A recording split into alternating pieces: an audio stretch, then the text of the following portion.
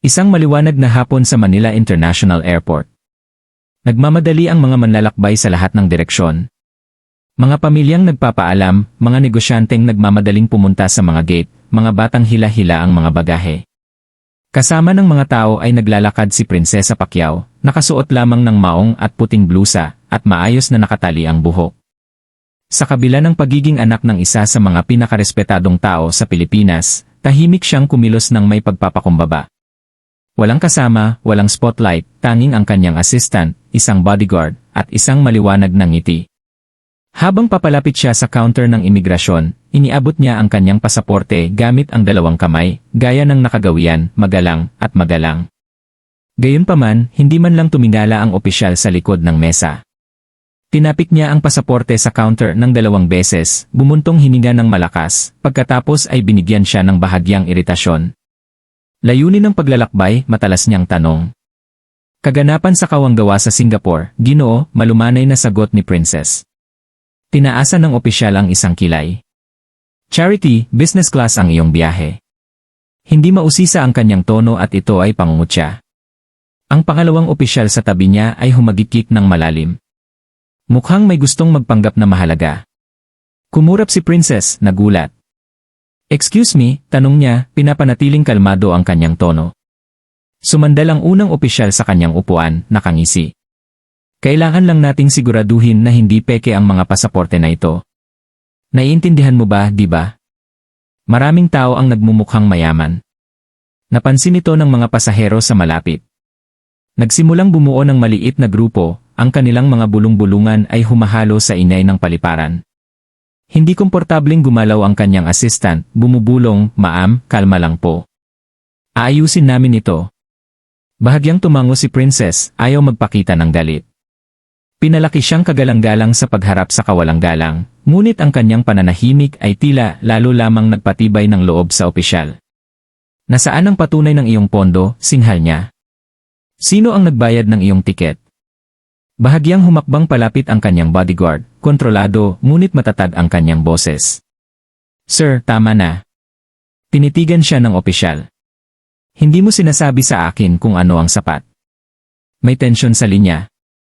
May mga teleponong lumalabas, nagsisimulang mag-record ang mga pasahero. Huminga ng marahan si Princess at marahang sinabi, Sir, pakiusap po. Naibigay ko na po lahat ng aking mga dokumento. Wala nang dahilan para magsalita ng ganito. Tumawa muli ang opisyal, inihagis ang kanyang pasaporte sa counter. Tingnan natin yan. Ang sumunod na ginawa ni Princess ay ikinagulat ng lahat ng nakatayo roon. Sandali, ang tanging tunog ay ang malakas na ugong ng air conditioning ng paliparan. Kalmadong kinuha ni Princess Pacquiao ang kanyang pasaporte mula sa counter. At tiningnan ng opisyal, matatag ang ekspresyon, ngunit halatang nasasaktan ang kanyang mga mata. Sir, mahina niyang sabi. Ang hinihiling ko lang ay tratuhin ako ng patas. Yumuko ang opisyal, ang mga siko ay nasa counter. Patas, lahat ay tinatrato. Nang patas dito, sabi niya ng may ngiting-ngiti. Maliban na lang, syempre, kung mayroon kang itinatago. Tumawa muli ang kanyang kasama. Umiiling na parang nasisiyahan sa palabas. Nagpalitan ng hindi mapakali na tingin ang mga pasaherong nakapila. Ang ilan ay nagsimula ng mag-record ng hayagan ngayon, ang kanilang mga lente ng kamera ay kumikinang sa maliwanag na mga ilaw ng paliparan. Kinakabahang bumulong ang kanyang assistant, Ginang, umalis na lang tayo. Mamaya na natin sila i-report. Pero nanindigan si Princess, kung aalis ako ngayon, mahina niyang sabi, gagawin nila ito sa iba bukas. Narinig siya ng opisyal. Anong sabi mo, singhal niya? Binabantaan mo ba ako? Yumiling si Princess. Hindi po, Ginoo. Humihingi po ako ng respeto. Iyon lang. Hinampas ng opisyal ang kanyang palad sa counter, dahilan para mapaigtad ang mga kalapit na manlalakbay. Huwag mo akong sagutin. Umalingaw ang tunog. Agad na lumapit ang kanyang bodyguard, ngunit itinaas ni Princess ang isang kamay para pigilan siya.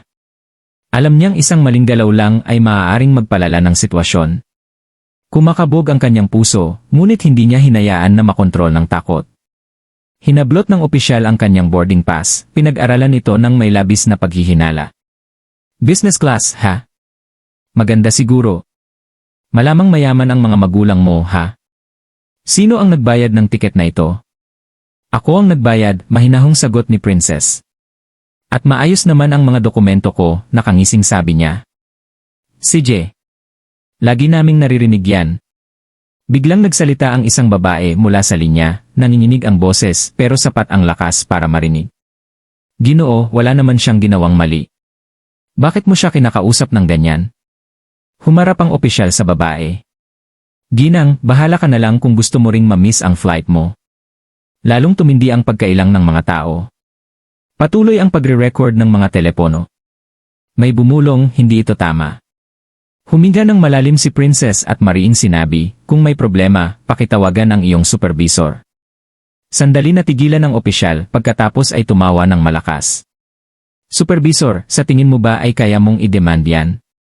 Hindi ka espesyal. Nanginig ang boses ng kanyang assistant. Prinsipe, pakiusap, tara na. Pero mas matangkad siya. Hindi, wala akong ginawang mali, at hindi ako aalis tulad ng ginawa ko. Mas lumakas at mas matalas ang tono ng opisyal. Kung gayon, baka sumama ka sa akin sa holding area habang biniberipika namin ang iyong pagkakakilanlan. Napasinghap ang mga pasahero at nanigas ang panga ng kanyang bodyguard. Ginoo, maingat niyang sabi. Nagkakamali kayo. Pero hindi siya pinansin ng opisyal at mas lalo pang nilakasan ang boses niya. Lahat. Sa tingin ninyo ay kaya na nila tayong sagutin nitong mga nakaraang araw. Iniisip ninyong lahat na higit kayo sa batas. Nanatiling kalmado ang boses ni Princess, parang bato. Sa tingin ko ay hindi ako higit sa batas, Ginoo. Naniniwala akong dapat protektahan ng batas ang lahat, kahit ako. Ang hatol na iyon ay nakabitin sa hangin na parang kislap sa harap ng apoy. Tumigas ang mukha ng opisyal, ngunit hindi natahimik ang karamihan. Umalinggaw ang mga bulungan ng suporta sa paligid niya. Malinaw na nakikita ng mga tao ngayon. Hindi ito tungkol sa protokol. Ito ay tungkol sa kapangyarihan. Ang kanyang assistant, na ngayon ay kitang-kitang nanginginig, ay pinindot din ang record sa kanyang telepono. Nakuha ng lente ang bawat salita, bawat titig. Pinagsalikop ni Princess ang kanyang mga kamay sa harap niya, bumubulong ng isang maikling panalangin ng mahina.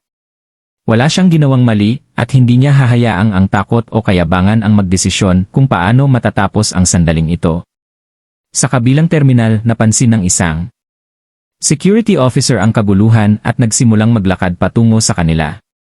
Mabilis na lumalala ang sitwasyon, ngunit hindi gumalaw si Princess. Nanatili siyang matatag, tahimik, mahinahon, hindi natitinag at ang nangyari sa mga sumunod na minuto ay magiging pambansang balita para sa masikip na paliparan.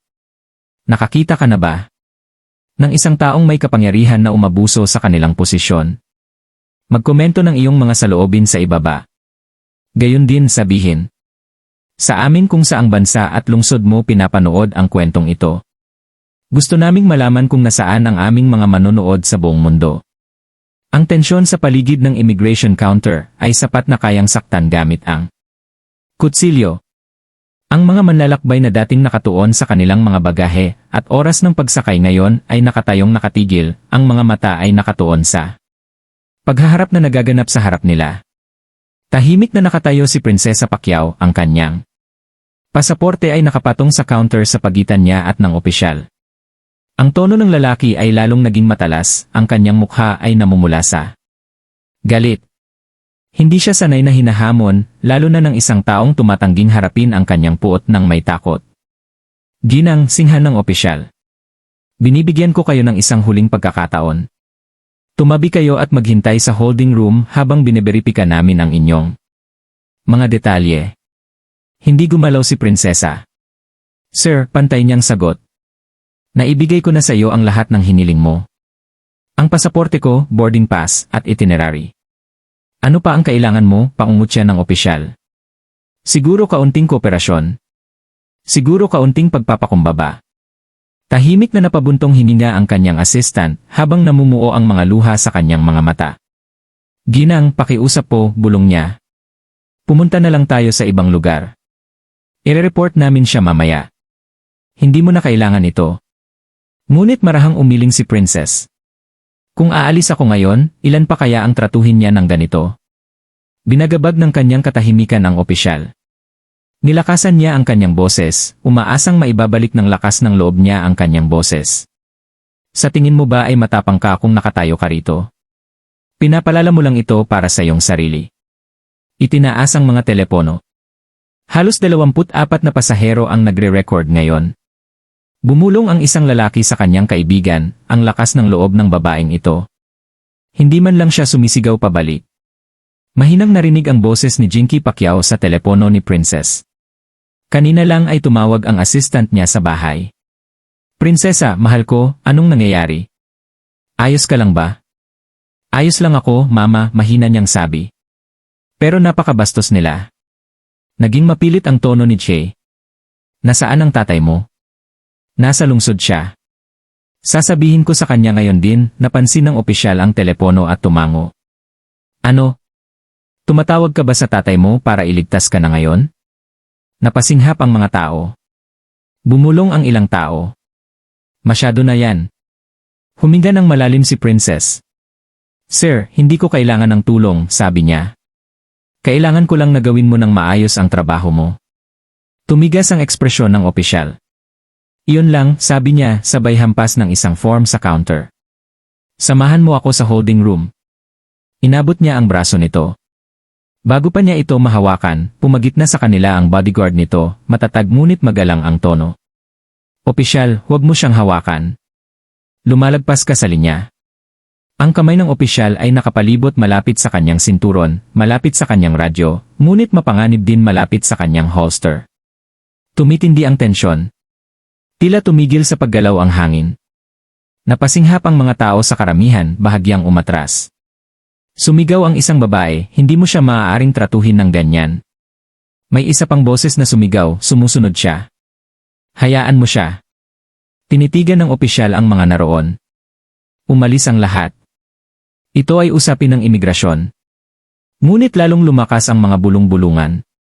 Nagre-record ang mga telepono mula sa lahat ng anggulo ngayon. Ang sitwasyon ay lumalala ng lampas sa kanyang kontrol. Tinaasan ni Princess ang kanyang boses ng sapat para marinig. Ginoo, pakiusap. May mga bata akong nanonood nito online. May mga taong natututo mula sa ginagawa natin. Huwag mong hayaang sirain ng galit ang iyong tungkulin. May kakaiba sa kanyang mga salita at sa kalmadong otoridad. Ang respeto sa kanyang tono, sa kabila ng kahihiyan, ay nagpalakpakan ng mahina sa ilan sa karamihan.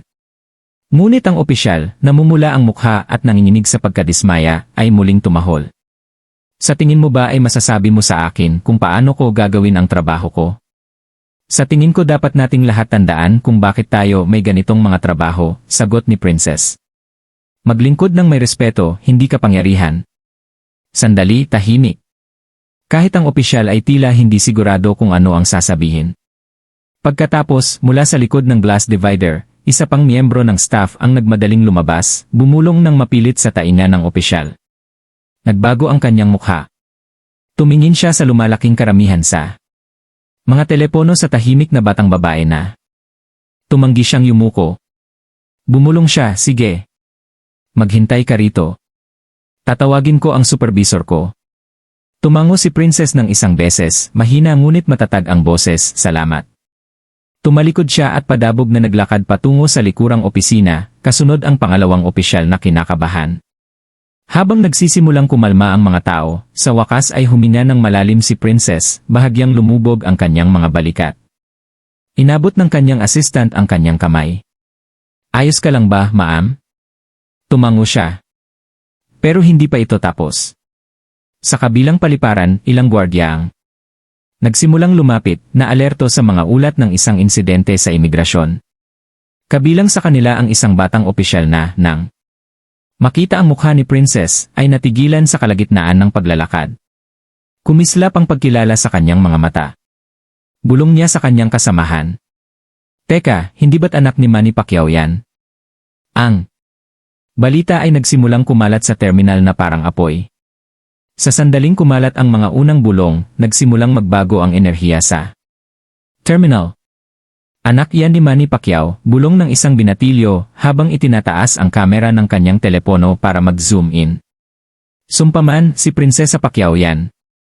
Noong una, hindi siya pinaniwalaan ng mga tao. Ang dalagang nakatayo sa counter ay mukhang ordinaryo lang. Simpleng damit, walang kasama ang mga security, walang senyales ng kayamanan o katanyagan. Hindi siya napapaligiran ng mga assistant o kumikislap na kamera, pero habang tumitingin sila, lalong lumilinaw ang mga ito. Hindi mapagkakamalan ang pagkakahawig. Ang kanyang mga mata, ang kanyang kalmadong kahinahunan, ang tahimik na dignidad sa kanyang ekspresyon. Lumalakas ang mga bulong. Siya ba talaga yan? Diyos ko, anak yan ni Pacquiao. Anong ginagawa ng mga opisyal na yan? Ngayon, halos buong immigration hall na ang nakapansin. Dose-dosenang mga telepono ang itinaas, nagre-record mula sa lahat ng posibleng anggulo. Bumalik ang unang opisyal mula sa back office, halatang nairita. Sige, singhal niya. Walang aalis hanggat hindi ko sinasabi. Umalinggaw ang kanyang boses sa buong terminal, na lalong nakakuha ng atensyon. Hindi niya namalayan ang nangyayari sa paligid niya. Namumula ang mukha niya sa pagmamalaki at galit, masyadong madilim para maramdaman ang pagbabago ng kapaligiran. Tahimik na nakatayo si Prinsesa Pacquiao, hawak pa rin ang kanyang pasaporte. Lumapit ang kanyang assistant at bumulong, "Ginang, kinikilala ka na ng mga tao." "Kilala ka nila?" Tumingin si Princess sa kanyang likuran, nakita ang lumalaking grupo ng mga tao, ang dose-dosenang mga telepono, at ang mga mukhang puno ng pakikiramay. Pero hindi siya umiti o nagkunwaring nakahihigit. Sa halip, bumulong siya pabalik, huwag natin siyang sabihin. Tingnan na lang natin kung ano ang gagawin niya kapag walang nagpapanggap. Mukhang lalong kinakabahan ang pangalawang opisyal. Narinig din niya ang mga bulungan. "You, sir." Bulong niya habang marahang hinihila ang manggas ng kanyang partner. "Sa tingin ko dapat nating suriin." Ngunit ang matandang opisyal ay nagsalita. "Hindi, wala akong pakialam kung sino ang iniisip niya. Iniisip ng mga taong ito na mabibili nila ang respeto. Hindi dito." Mariing tumugon ang mga tao. Mga hinal, bulungan, kahit ilang sigawan. Isang lalaki malapit sa pila ang sumigaw. Wala siyang ginawang mali. "Tigilan mo na ang panggugulo sa kanya." Sabi ng isa pang babae, "Hindi mo nga kilala kung sino yan." Lumingon ang opisyal sa kanila. "Tama na." Tahimik ang lahat. Pero wala nang kapangyarihan ang utos. Nagbabago na ang takbo ng sitwasyon. Hindi na takot ang mga tao sa otoridad niya. Nandidiri sila rito.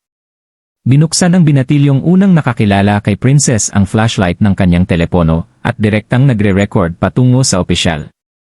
"Pagsisisihan mo ang lalaking ito," bulong niya. Lalong namutla ang nakababatang opisyal ng imigrasyon. Yumuko siya at muling nagsalita, "Sir, talaga, sa tingin ko wala nang ibang sasabihin." Bumulong ang nakatatandang opisyal, pinutol siya. 20 taon na ako sa trabahong ito. Alam ko kung sino ang tunay at kung sino ang nagpapanggap, mahinahong tiningnan siya ni Princess. "Kaya sabihin mo sa akin, Ginoo," malumanay niyang sabi. "Ano ang hitsura ng isang tao para matrato mo sila ng may respeto?" Kumura pang opisyal, ang kanyang mga salita ay mas malalim na tumagos kaysa sa kanyang inaasahan. "Ano ang ibig sabihin nito?" Ibig sabihin, mahina niyang sabi, na ang respeto ay dapat mauna bago ang paghatol, hindi pagkatapos nito. Sumunod ang isang bulong-bulungan. Nagsimulang pumalakpak ng mahina ang mga tao. Nanindig ang panga ng opisyal. "Hindi ninyo naiintindihan kung paano gumagana ang mga bagay-bagay," sigaw niya, ang kanyang boses ay umalingaw-ngaw sa mataas na kisam. "Sa tingin ninyo ay kaya ninyo akong kunan ng video at pagmukhain akong masama?" May sumigaw pabalik, "Ikaw mismo ang gumagawa niyan." Ang mga gwardiya mula sa isang kalapit na gate ay nagmamadaling lumapit sa pinangyarihan, na alerto dahil sa ingay. Isa sa kanila, isang dalagang nakauniporme, ay agad na nakilala si Princess. Nanlaki ang kanyang mga mata habang bumubulong sa kanyang kasama, iyan ang anak ng senador. Nagpalitan ng tingin ang mga gwardiya. Hindi nila alam kung makikialam o maghihintay sa mas mataas na otoridad. Ang nakatatandang opisyal, na hindi pa rin alam ang bigat ng kanyang sitwasyon, ay naglalakad sa likod ng counter, nagngingit-ngit. Itinuro niya si Princess. "Hindi ka pupunta kahit saan hanggat hindi ko sinasabing pwede ka. Naririnig mo ba ako?" Dahan-dahan siyang tumango, ang kanyang boses ay kalmado gaya ng dati. "Kung gayon, maghihintay ako, Ginoo." Dahil hindi kailangang tumakbo ang katotohanan. Ang nag-iisang pangungusap na iyon ay nagpatahimik sa silid. Ang kanyang tono ay hindi mayabang. Ito ay kalmado. Moral, hindi natitinad. Muling pumalakpak ang mga tao, ang kanilang suporta ay lalong lumalakas. Tumabi ang nakababatang opisyal, bumubulong ng may pag-aalala. Sir, pakiusap, dapat naming suriin ang sistema. Kami. Baka nagkamali lang. Ngunit ang nakatataas na opisyal ay masyadong malayo. Nakulong sa pagitan ng ego at realisasyon. Nang sandaling iyon, isang lalaking nasa katanghaliang gulang na nakasuot ng maitim na suit ang pumasok sa bulwagan, sinusuri ang karamihan. Ang nakasulat sa kanyang badge ay Chief Inspector, Immigration Services. Anong nangyayari? Dito, tanong niya, matalas ngunit mahinahon ang tono. Lumingon ang lahat. Naghiwalay ang mga tao. Kinakabahang inayos ng nakatataas na opisyal ang kanyang uniforme. Routine verification po, sir. Ginagawa ko lang ang trabaho ko. Kumunot ang noo ng punong inspektor. Para saan ang verifikasyon? May hawak siyang diplomatic visa. Natigilan ang opisyal. Ang diplomatic. Lumapit ang hepe. Sumulyap sa pasaporte na hawak ng prinsesa. Ang crest, ang mga lagda, ang mga selyo, at lahat ng tunay. Pagkatapos ay nagtama ang mga mata nila at napagtanto niya. Naku po, bulong niya. Ginang, dahan-dahang itinaas ng inyong prinsesa ang kanyang kamay. Pakiusap po, Ginoo, huwag kayong gumawa ng eksena. Hindi ako narito para sa espesyal na pagtrato. Gusto ko lang ng patas na kalagayan kapag lahat. Tumango ng seryoso ang punong inspektor. Humarap siya sa nagkasalang opisyal, mahina at mapanganib ang boses. Magre-report ka agad sa opisina ko pagkatapos nito. Nawalan ng kulay ang mukha ng opisyal. Nagsimulang magpalakpakan ng mas malakas ang mga tao, hindi dahil sa tuwa, kundi dahil sa matinding paggalang sa dalagang tiniis. Ang kahihiyan ng hindi nawawala ang kanyang kagandahan. Bahagya na yumuko si Princess. Mahinang sinasabi, salamat sa pagpasok. Bumuntong hininga ang hepe, Ginang, lubos akong humihingi ng paumanhin. Sa naging pag-ugali ng aking mga tauhan. Aayusin ko ito agad. Ngunit umiling si Princess. Huwag mo na akong hingi ng tawad. Turuan mo silang huwag nang muling tratuhin ang sinuman ng ganoon. Mabigat ang kanyang mga salita sa ere. Patuloy na umiikot ang mga kamera. Kinukuha ang bawat segundo sa labas ng terminal. Ang hashtag na respeto ay nagsisimula ng mag-trending online. At kahit hindi pa alam ni Princess, ang tahimik na sandaling ito ng dignidad ay magiging isang pandaigdigang aral sa pagpapakumbaba at pamumuno. Nakakakilig ang kapaligiran sa loob ng Immigration Hall. Ang mga tao na ngayon ay lubos na nauunawaan kung sino ang dalaga ay napuno ng pabulong na kawalan ng paniniwala at galit. Patuloy na nagre-record ang mga telepono, ang mga kislap ng liwanag ay sumasalamin sa mga glass counter. Nakatayo ng matigas ang senior officer sa tabi ng kanyang istasyon.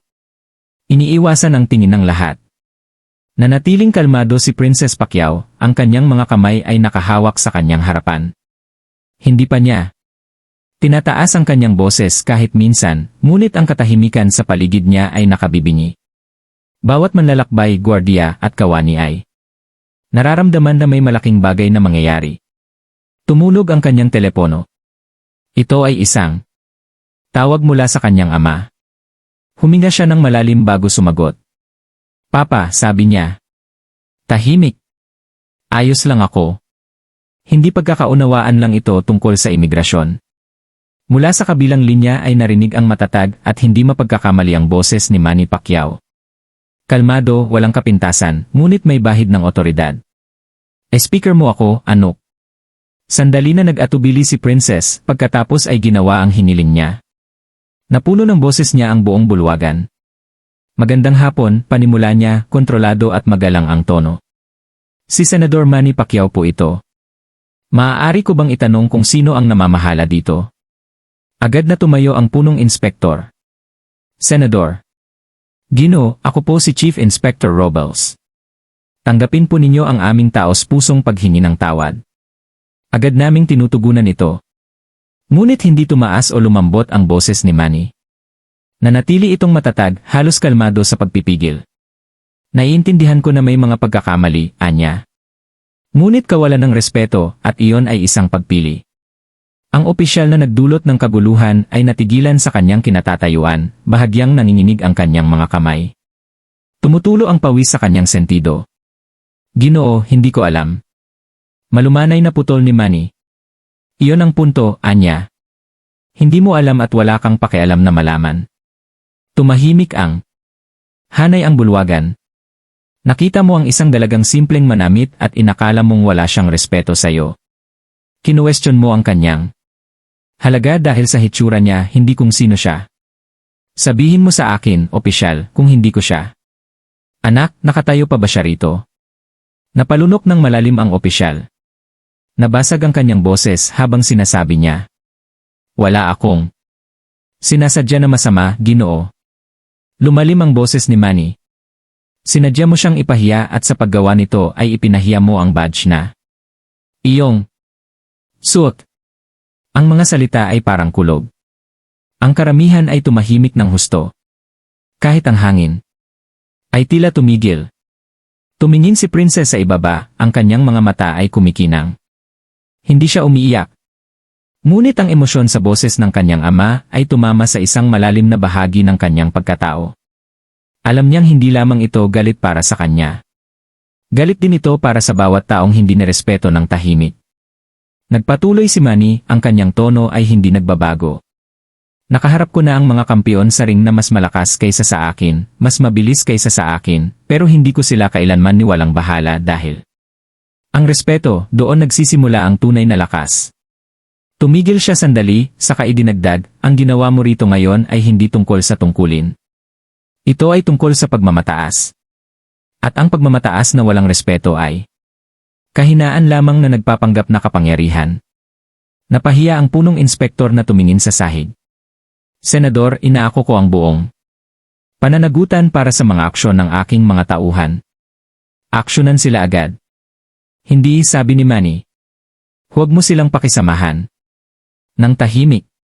Ituro mo sa buong departamento mo ang nangyari rito. Gawin itong halimbawa. Sa wakas ay nagsalita si Prinsesa. Papa. Pakiusap. Ayos lang ako. Hindi ko alam. Huwag itong gawing eksena. Lumambot ang boses ni Manny. Alam ko, Anuk. Pero may mga aral na kailangang makita, hindi lang marinig. Huminga siya ng malalim habang nasa linya. Opisyal, mahinahong sabi niya. Ibigay mo muna ang badge mo sa ngayon. Mawawala ka na sa tungkulin, epektibo agad. Magkakaroon ng investigasyon, pero hanggang doon, tapos ka na rito. Mukhang natigilan ang opisyal. Sir, pakiusap po. Hindi ito paghihiganti, mahinang sabi ni Manny. Ito ay pananagutan. May pagkakaiba. Tumango ng seryoso ang punong inspektor at kinuha ang badge ng opisyal mula sa kanyang dibdib. Umalinggaw sa buong bulwagan ang tunog ng pagtanggal ng pin. Sandali, walang nagsalita. Pagkatapos, dahan-dahan, nagpalakpakan ang mga tao. Hindi masigla, hindi magulo at ngunit may paggalang. May ilang tao pangang. Tumayo ng mas matangkad na parang nakasaksi lang sila ng isang bagay na higit pa sa hustisya. Nagpatuloy sa pagsasalita si Manny, ang kanyang boses ay umalinggaw sa speakerphone. Sa lahat ng nandito, salamat sa pagtayo. Sa mga nag-record nito, may hinihiling ako. Sa'yo. Huwag mong gamitin ito para ipahiya ang sinuman. Gamitin ito upang ipaalala sa mga tao na ang respeto ay libre, ngunit ang pagkawala nito ay maaaring magdulot ng lahat. Tumango ang mga tao. Ibinaba ng marami ang kanilang mga telepono. Ang ilan ay nagpunas pa ng luha. Bahagyan ng umiti si Princess. Salamat, Papa, malumanay niyang sabi. Malumanay na tugon ni Manny. Hindi mo na ako kinailangang ipagtanggol ka. Ginawa mo na ito ng may kagandahang asal. Ipinagmamalaki kita. Natapos ang tawag sa telepono, ngunit nagtagal ang sandali. Ang opisyal, na ngayon ay nawalan na ng otoridad, ay tahimik na nakatayo, ang kanyang pagmamataas ay nabasag. Ang kanyang kasama ay nanatiling nakayuko, halatang nanginginig. Humarap si Princess sa punong inspektor. Siguraduhin mo sanang walang ibang dumaranas nito.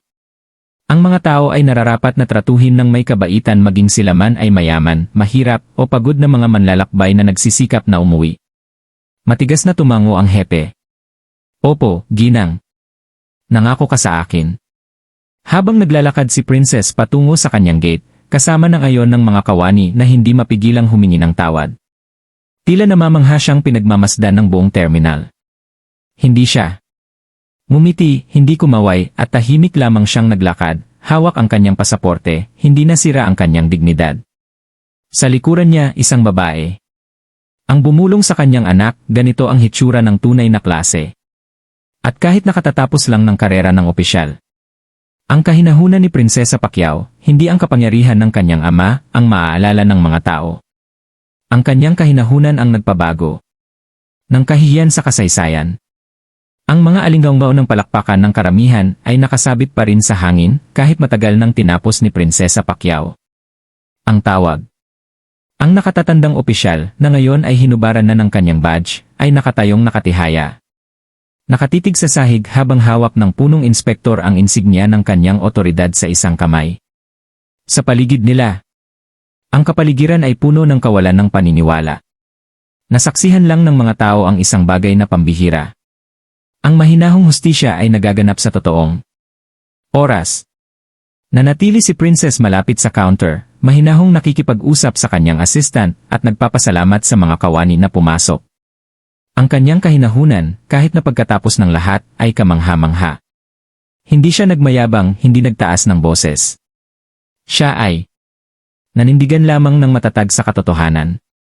Pagkatapos, nang tila humupa na ang sitwasyon, isa pang opisyal ng imigrasyon ang pumasok sa bulwagan. Mukha siyang mas bata, malinis ang buhok, at may kaunting kumpiyansa sa kanyang paghakbang. Nakasulat sa kanyang nameplate ang Officer Reyes. Chief, sigaw niya, napansin ang tensyon. Lumapit ako ng mabilis. Nakatanggap kami ng mga ulat ng kaguluhan. Tumango ang chief, mukhang pagod. Naayos ko na, Reyes, kahit hindi dapat nangyari yon sa simula pa lang. Napatingin si Reyes kay Princess. Bumagal ang kanyang mga hakbang, kumunot ang kanyang noo, at bigla na lang nagbago ang kanyang ekspresyon nang makilala niya ito. Teka, sabi niya, hindi makapaniwala ang boses. Si Princess Pacquiao ba yan? Natahimik muli ang silid. Namutla ang mukha ng nahihiyang opisyal. Napabuntong hininga ang hepe. At sa kasamaang palad, hindi ito namalayan ng kasamahan mo rito bago niya sinubukan ang kanyang pasensya. Biglang humarap si Reyes sa nahihiya na opisyal. Hindi mo siya nirespeto, Ginoo. Anak yan ni Senador Pacquiao. Isa siyang ambasador para sa Children's Foundation. Kinakatawan niya ang bansang ito sa ibang bansa. Nauutal na sabi ng opisyal. Hindi ko alam. Dahan-dahang itinaas ni Princess ang kanyang kamay. Pinatigil siya sa kalagitnaan ng kanyang pagsasalita. Ayos lang, mahina niyang sabi. Hindi mo alam dahil hindi mo naman tinanong. Nag-assume ka lang. Mas malakas ang tama ng mga salita niya kaysa sa galit. Tiningnan siya ni Reyes ng may tunay na respeto. Ginang, pasensya na. Nangyari na ito. Hindi ka dapat tinatrato ng ganyan. Hindi ikaw, hindi kahit sino. Mahinang ngumiti si Princess. Salamat, opisyal. Hindi ko kailangan ng espesyal na pagtrato. Patas lang. Iyon lang ang nararapat sa kahit sino. Humakbang ang hepe.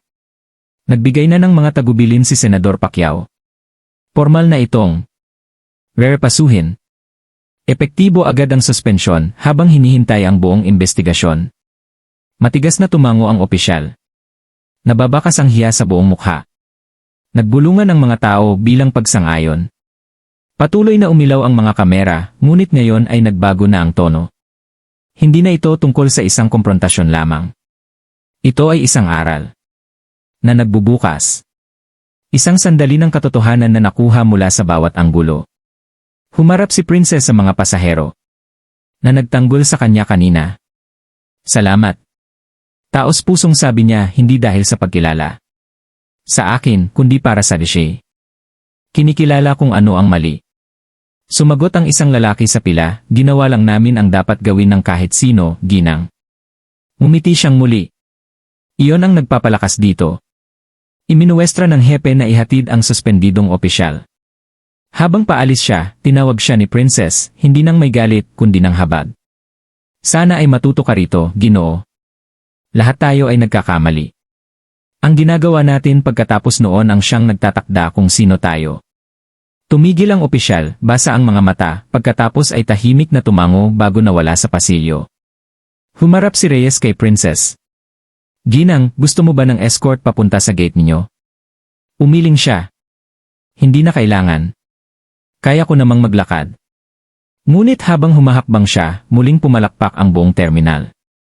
Sa pagkakataong ito, mas malakas, mas puno, hindi para sa hustisya o katanyagan, kundi para sa kagandahang asal. Dose-dosenang mga manlalakbay ang pumalakpak sa paraan ng paghawak niya sa sarili, kalmado sa ilalim ng kahihiyan, mabait sa tabumpay. Lumapit ang punong inspektor sa huling pagkakataon, ang kanyang tono ay mapagkumbaba. Ginang, sisiguraduhin kong ang bawat opisyal na nasa ilalim ko ay sasailalim sa muling pagsasanay sa etika at profesionalismo.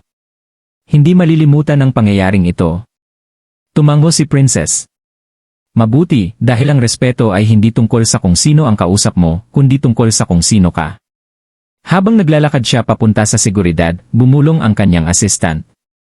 Ginang, maaari ka sanang sumigaw, humingi ng espesyal na pagtrato. Pero hindi mo ginawa. Mahinang ngumiti si Princess. Kung sumigaw ako, mapapatunayan ko sana na tama sila. Minsan ay mas may sinasabi ang katahimikan. Mula sa likod, isang manlalakbay ang sumigaw, ipinakita mo sa kanila kung ano ang tunay na uri. Siya ay lumingon ng bahagya, magalang na kumaway, at nagpatuloy sa paglalakad, nakataas ang kanyang ulo. Maingat na naglalakad. Sa labas ng terminal, nagkakatipon na ang mga news crew. Bumaha ang mga clip mula sa mga manlalakbay. Sa mga telepono. Sa loob ng ilang minuto, ang mga hashtag tulad ng respeto. Sa lahat, si Prinsesa Pacquiao at kapangyarihan na may grasya ay nagtrending sa buong mundo. Sa loob ng opisina ng imigrasyon, tiningnan ng hepe si Reyes. Nakikita mo ba yon? Mahina niyang sabi. Iyan ang tipo ng taong nagpapaalala sa atin kung ano talaga ang ibig sabihin ng ating mga badge. Tumango si Reyes. Opo, Ginoo. Ang tunay na lakas ay hindi malakas. Ito ay kalmado. At sa simpleng katotohanan iyon, tila muling nakahinga ang buong bulwagan. Ang mga pangyayari ay bumaliktad hindi dahil sa galit o paghihiganti, kundi sa pamamagitan ng dignidad, pasensya at matibay na respeto. Sa tingin mo ba ay nararapat lang na mawala ang badge ng opisyal pagkatapos ng insidenteng ito? Ibahagi ang iyong mga saloobin sa mga komento sa ibaba. Pagsapit ng gabi, pinag-uusapan ito sa buong internet. Ang mga clip mula sa paliparan ay kumalat na parang apoy sa Facebook, TikTok, at milyon-milyon ang nanood sa sandaling si Prinsesa Pacquiao ay nanindigan ng may mahinahong lakas. Walang sigawan, walang luha, walang kayabangan, tahimik na kapangyarihan lamang. Ang headline na nangingibabaw sa mga newsfeed ay nagsasabing hindi nirerespeto ng mga opisyal ng immigration ng anak na babae ni Senador Pacquiao. Ang kanyang tugon ang nananalo sa mundo. Ang mga seksyon ng komento ay binaha ng mga mensahe ng paghanga. Mas mahusay niya itong hinarap kaysa sa karamihan ng mga matatanda. Ganito. Munilalabanan ang kawalan ng katarungan ng may dignidad, hindi galit. Pinalaki ni Pacquiao ang kanyang anak na babae ng tama. Sa loob ng ilang oras, ipinalabas ng mga istasyon ng telebisyon ang footage sa mga balitang primetime.